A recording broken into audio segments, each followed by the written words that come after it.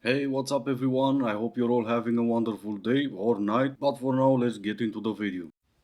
So I made a TikTok the other day about the single life being the best life. And can I just say, wow, the negative comments that I got on that post. There was a lot of positive ones, don't get me wrong, but a lot of the negative ones were from men. It seems like we've got a lot of men that don't like women that are happily single by themselves, living a normal, happy, healthy single life. I don't need a man to make me happy. I can do that all by myself, and so can every other woman on this planet. Don't get me wrong, there was a lot of guys that also shared in the positivity, but all of the negative comments that I got were from men. Don't you think that if people spent a lot more time by themselves rediscovering who they are, especially after coming out of a really lengthy relationship, that we'd have a lot more healthy relationships on the horizon? So yes, I do love being single, and I don't plan on meeting anyone anytime soon. But when I actually do, I'm going to be healthy, ready, and hopefully I'm going to have a really happy, healthy relationship. I hope that clears everything up for all of you guys. Well, If you actually do, because you're happier being single, so there is no when you actually do. Because if you do go with when I actually do want to meet someone, everything you've said before the word but is pretty much invalid. If the single life is the best life, then why would you even want to not be single anymore? And yes, I did check, there are no negative comments because people don't really care about the way you live your own life. And even if some people would disagree with you in your comment sections, those are still not negative comments, just people disagreeing with something you've said. Broken-hearted men, come here and listen very closely. Have you not met your ideal woman yet? Can't find her? Or are you still in love with your ex? No? You want to marry your ex? Or you've met your dream girl but you can't quite get her? I've got the solution for you. Come in, come. This is the best dating advice you're ever going to give you. You lonely men. Date me. No, and not just no, but absolutely not. Not even in a million years. A little advice for all men out there who are looking to date. If you see a hot girl, attractive girl, the last thing that you want to say is that, oh, you're so pretty, you're so beautiful. Listen, we know. It became a white noise for us. So find something related to personality, sense of humor, something else is not related to appearance. You will thank me later. Yes, she is blonde, but also she bleached her hair. So, in her defense, that brain is something that you cannot blame on her hair color. So, because of it, let's see how that interaction would go. When you see a woman, okay, so I'm in a bar, I see a beautiful woman, I'm gonna go to her and say, I love the way you do math. Or since you basically know nothing about her, you can just ask her, what are you good at? And she'll say, I don't know, geography. And then all you have to say is, oh wow, I love the way you do math. Men don't really approach women in the wild anymore. This guy, very kindly, I could see him staring at me, and I'm like, oh, here we go. He just goes, I really like your dress. And that was it. And then he left me alone. And if he had kept going with the conversation, would I have talked to him? Yeah, because that was normal. Okay, so on one hand, I do understand where this woman is coming from, because when somebody comes up to you and gives you a compliment and then doesn't say anything else, it's pretty hard to build a conversation off of that. But at the same time, I do think that if you're a woman who wants more men to approach you, you have to get better at sending signs that you're actually interested. This woman was saying in the comments that when the guy came up to her and complimented her, she just said thank you and that was all.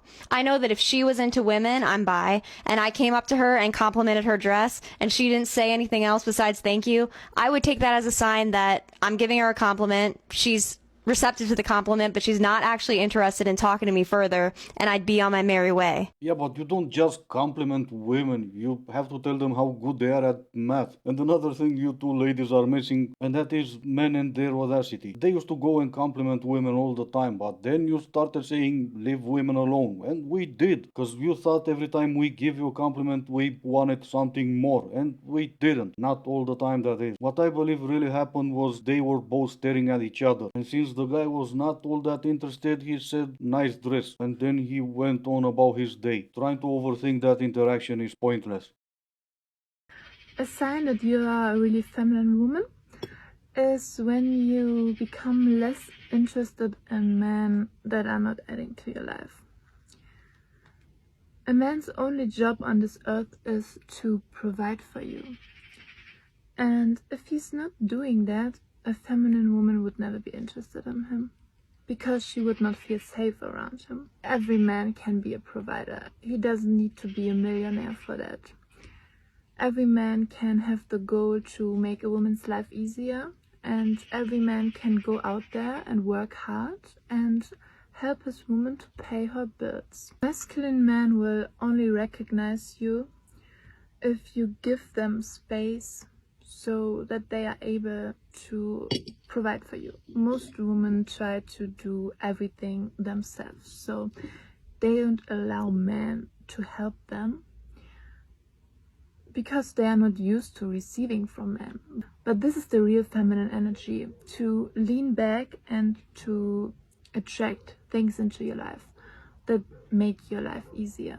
Yes, because it is known. All a feminine woman has to do is exist, lean back and attract. It is also known nothing makes a man happier than to have a vegetable by his side. You need to provide for her because otherwise she doesn't feel safe. What safety got anything to do with money? But no, she's right. A man's job is to provide for his woman until you ask her to make you a sandwich and then all hell breaks loose. So I've upset some people on one of my other videos. I always do. It's kind of my brand. Let's talk about this one though.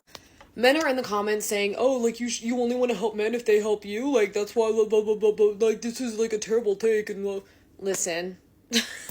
Women for centuries under this patriarchy that we still call our home. And we are done. But if you think she was annoying at the beginning, well, trust me, she was annoying for 3 more minutes. I read a quote the other day that genuinely made my brain feel like it was going to explode. So I'm going to read it to you guys. And it was, I'm glad everything didn't work out for me.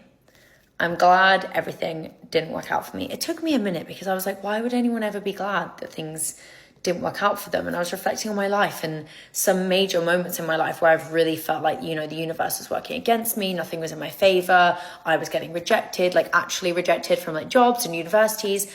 But those moments were so critical in leading me to where I am now. I am actually very grateful for them now, which is so bizarre to think. And in those moments, you just feel like you're getting hit with rejection, but actually you're not. What you're getting is you're getting hit with redirection onto a different and a better path. And I think it's just given me a really lovely perspective shift now that, you know, if things don't work out in my favor, if things aren't feeling like they're going my way, maybe that just means that they're not meant for me. Yeah, that's usually what people tell themselves to not feel bad about things not working in their favor. Rejection is redirection. Not really. Because you could be rejected from a good job or good pay, and when the bill comes, you're gonna have to take a job at McDonald's. And obviously that doesn't apply to everyone, but wouldn't you like to be the one that never got rejected? You got into a great school, you got into a great job, and now you're a millionaire or a CEO of your own company. Oh no, who would want anything like that, right?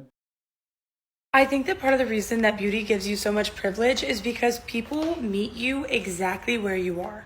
What I mean by that is that when someone looks at you and they can automatically tell that you invest time, effort, and money into yourself, they subconsciously see you as deserving of that because you first saw yourself as deserving of that. Another thing, and this is really important, when you walk into someone's house and it's super clean and it smells good and there's white carpet that doesn't have stains on it and you can tell that they've put so much time into making it that way, aren't you a little bit more careful with your drink? Shouldn't you have at least some common sense and not spill your drink regardless if my carpet has stains or not? What is it with you lunatics and trying to explain pretty privilege in the worst way possible? If you invest money in yourself, then people will invest money in you? No, people will absolutely not. They might invest money in you if they have a gain out of it. They might help you out financially if they see you struggle. Oh no, but I bought my own food and people will just want to feed me. Are you off your meds? Things I have experienced in my medical career that have either been horrific or hilarious that have changed my view of the entire world. Except this episode has a theme. It's going to be things that my patients have inserted into their area that have caused some issues. A candle. Wanted it to smell better. No, I'm not kidding. Some of y'all may or may not have heard of coffee enemas. The whole bag. Hairbrushes, hairspray, and for the love of God, please do not put anything that is aerosolized ever inside of you. Ever. Tresemme shampoo bottle. Yeah. Toothbrushes, razors. That one I didn't get. Dolls, billiards balls, fruits and veggies, light bulbs. Why on God's green earth you would ever put glass? Why you would put anything up there? I don't know. Glass? Yeah, even I don't know what to do with this one. But I love the first excuse with the candle. I wanted to smell better. Yeah, even with not considering the size of the candle. That's not why you. Never mind, let's move on.